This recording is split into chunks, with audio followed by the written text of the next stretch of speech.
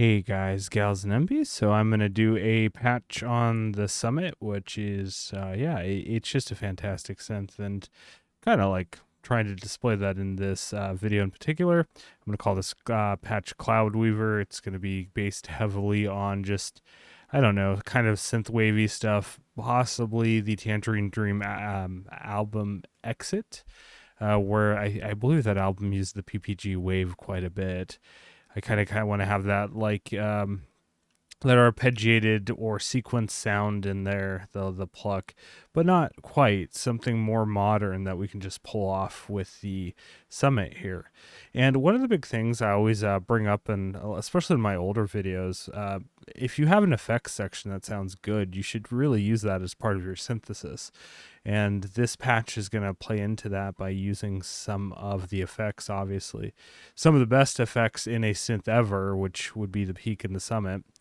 And yeah, we'll be using that. Let's just get into it. This will work on the Summit and this will work on the peak. We're not using any bitemporality or anything like that, so it should work on both synths. Obviously the controls on the peak will be a little different, but yeah, you'll have to just figure it out because I don't remember the control panel on the peak actually. I've gotten so used to the Summit. All right, so let's get started. Let's start with an initialize patch. So nice thing on the Summit and the peak, you have an initialize button. And this is going to be a pretty easy one. We're not even going to use wavetables, which is kind of like, I guess, not the best idea if we're going to do a PPG wave style thing, but we're going to, I guess.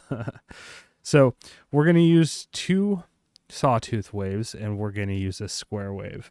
So let's bring in all the oscillators, bring them all the way up to 255, as you can see there.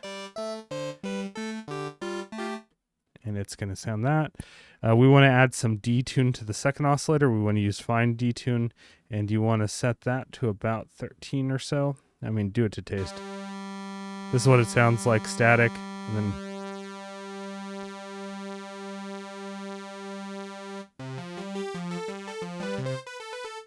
but yeah, you can get a little bit of that detune going, and it sounds absolutely fantastic. So let's go ahead and bring the square in. So we're already in a square that. Let's turn that to 16 foot so it's nice and low.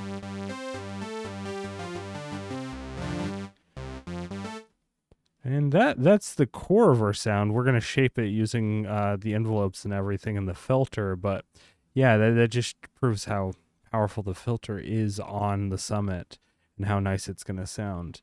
So let's go to the, I guess we could play with the envelopes and the filter. So let's bring the filter all the way down. So we're going to basically use the mod envelope here. So the filter envelope to do a lot of the sound. We want to take the envelope depth and we want to switch it to around 57.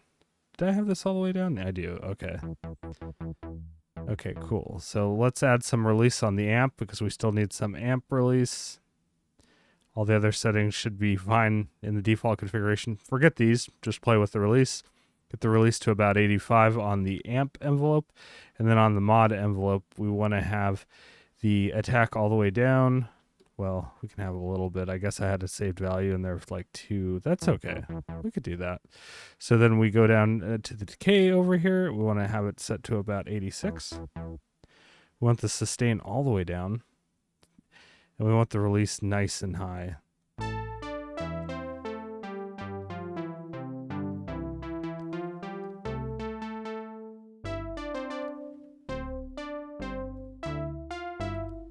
All right, and now we're going to use some LFO on the filter. We're going to use LFO 1, and we're going to clock sync it because we're going to make this an ARP. So let's clock sync the LFO. So go over here and set the LFO sync here. And we want the rate on the LFO to be 2 and 2/3. Let me make sure just to show you again. So it's going to be right here, 2 and 2/3 as you see there. Nothing's really happening yet. So let's go up to the LFO depth. And the LFO depth we want to set pretty high, up to about 80. As you hear now when we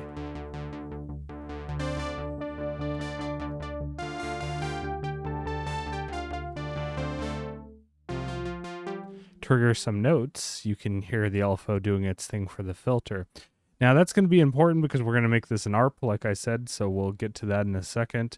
I believe we have everything set up for the filter. But let's turn key tracking all the way down. Make sure you have filter key tracking all the way down.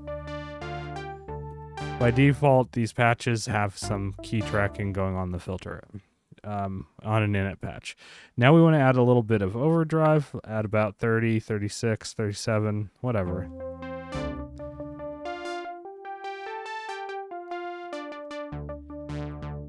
Make sure you have this set 24 dB, obviously. That's totally fine. Let's add a little bit of resonance, around 35. Obviously, I can see the values I had set in the patch I made, so that's really nice. All right, let's get the ARP going. Turn on the ARP and go into the ARP settings. And we're going to use the default tempo, which is 120 beats per minute. That should be what you have it set to by default when you do an init patch. So don't worry about that. Make sure it's set to 120. That'll be perfect. Go up here, go to the ARP and clock settings, and we want to turn the sync rate. Let me see. I have my notes here. I think we have the sync rate set to 8th dotted. So 8D. I believe the D is dotted, right? Yeah. 8th. No, 8th note dotted. Yes. Actually, that is not correct. That is the wrong one. It's going to be 16th dotted. I am sorry. The 8th dotted is going to be for the delay. So 16th note dotted for the ARP. So yeah. Oh yeah, there we go.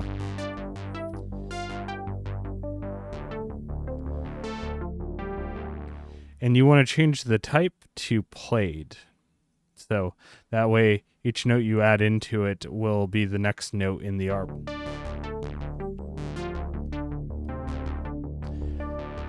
That makes playing it really easy, so you can hold a lower note like this.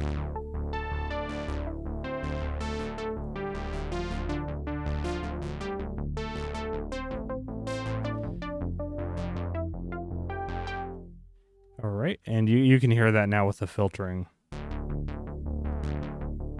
So it's key synced, or not key synced, but LFO synced and everything, and it's going to be really cool. So yeah, I think that sounds pretty cool, but there's a lot more we're going to do here. We're going to go ahead and go to the effects section next.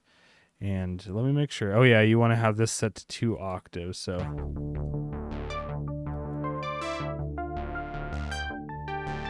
Oh yeah, that's sounding nice.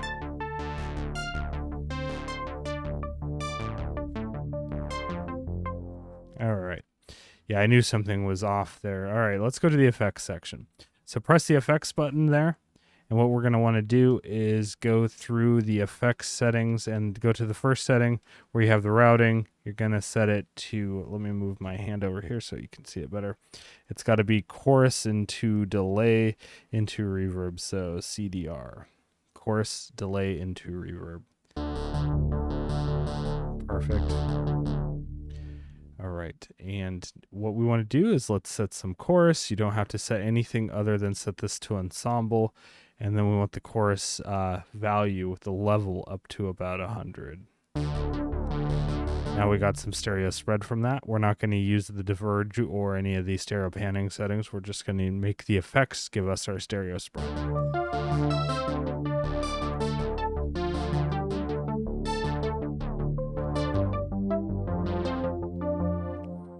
Cool.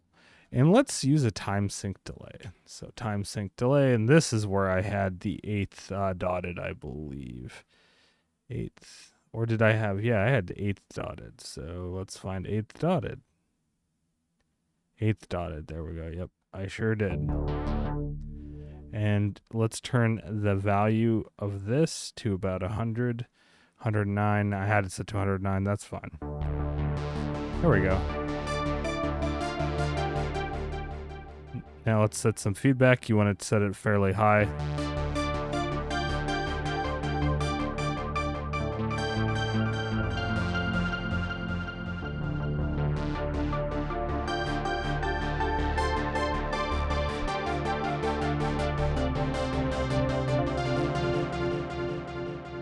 just be cognizant of how you release notes, because you'll mess up how the delay syncopates with everything.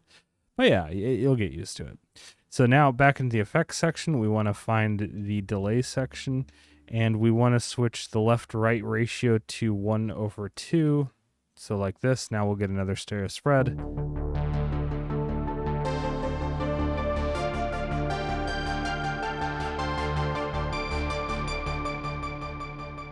Isn't that gorgeous? All right, we don't have to do anything for the reverb section in this menu. We just have to turn this to size of 3. We need to turn the feedback setting to around 100, which is the time. It's reverb feedback technically, because it kind of works on the delay principle. I believe it's just a multi-tap delay that's diffused, which is my favorite kind of reverb if you've known me for a while.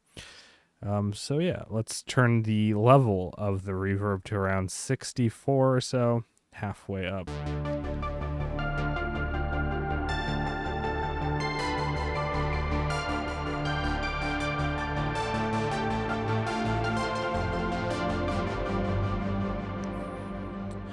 want to make sure that I remember of saying this, and that this wasn't just in the init patch for whatever reason, but you want to make sure you're in ensemble mode too on the chorus. Just be aware of that.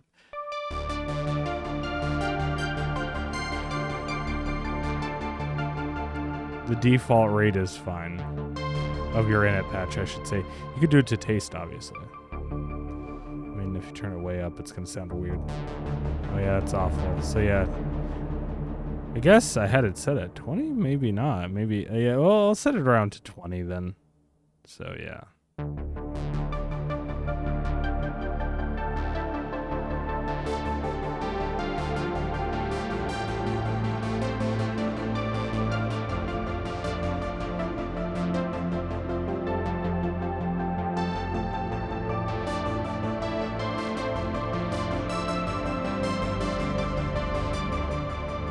And one note for playing this, if you're using the ARP, make sure you always have a key held when you swap a note value somewhere else.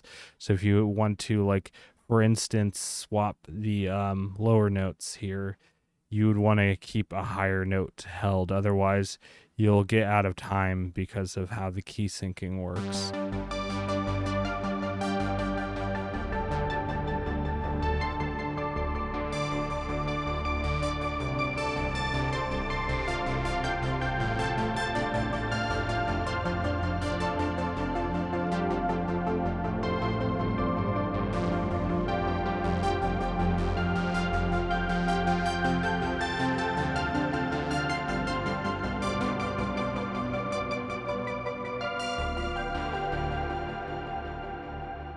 So yeah, that's basically the patch. That's Cloudweaver. I hope you found it kind of interesting. I mean, you can make it more interesting by adding some more modulation to it and things like that. But I think I got the spirit of what I was going for, which was kind of a synth wavy sound, maybe a PPG wave style plucked sound, even though we're not using any wavetables. But this, I mean, the oscillator sounds super clean on this, so it kind of gives it that feel. But it kind of also gives it the feel of the Tangerine Dream album Exit.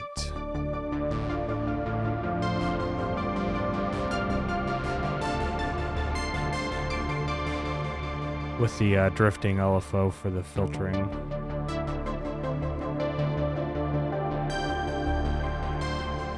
Yeah, so that's basically it. I tried to keep this as short as possible. But yeah, if you like this kind of content and you're not subscribed to my channel, go ahead and subscribe. And if you like this video, give me a thumbs up. All right, I'll see you next time. Bye.